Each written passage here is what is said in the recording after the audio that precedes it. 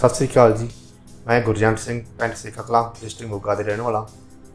मैनू तकरीबन 7 ਤੋਂ 8 महीने तक पहला प्रॉब्लम सी। मैं पिंड के एक छोटे डॉक्टर को दिखाया, इदा करके भी मैनू प्रॉब्लम आया, दर्द हो रहा। फिर उन्होंने मैंने दस्या भी इदा करके तुहानू हड्डियां की शिकायत है, काफ़ी पहलों तो आ, पर हुण चैक करने तो बाद पता लग्या भी हुण तुहानू हड्डियां की शिकायत है।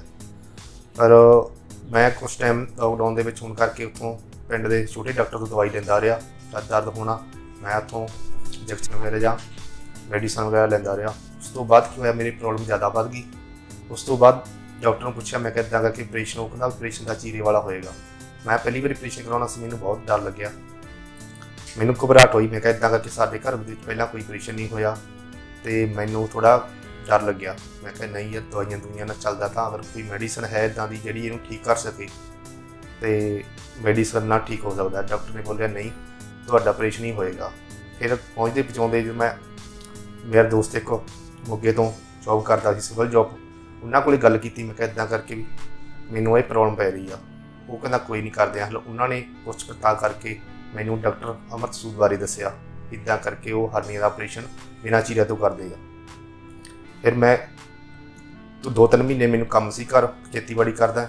काम खत्म होने तो बाद मैं डॉक्टर साहब को मिलिया, उन्होंने दिखाया, अपने बारे दसिया इदा करके मैनू हरनिया। उन्होंने चैक किया, उन्होंने ऑपरेशन बारे दसिया, पर मैनू ऑपरेशन तो बहुत घबराहट सी। इस करके मैं डॉक्टर साहब को दसिया भी ऑपरेशन अगर ना हो, उन्होंने दसिया ऑपरेशन का तुहानू पता नहीं लगेगा।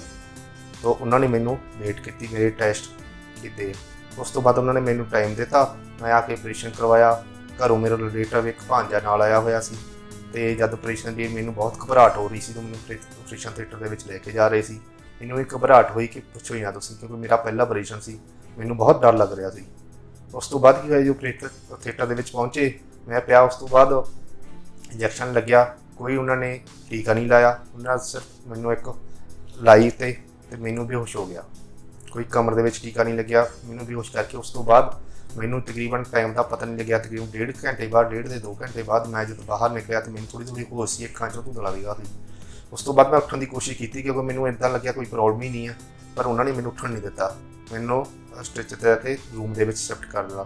उस तो बाद 2 घंटे मैं रूम के शिफ्ट रहा, तो मैं थोड़ा जिहा होश विच आ चुकिया सीगा, तो मैं उठने की कोशिश कर रहा सी, पर मैंने डॉक्टर साहब ने मना करता। उस तो बाद 2 घंटे तो बाद उन्होंने मेरे नाल गलबात की 10-15 मिनट की। जब मैं उन्होंने लग्या भी मैं ठीक है पूरा, फिर डॉक्टर कहने ठीक है, तू अपने कमरे में शिफ्ट हो जा।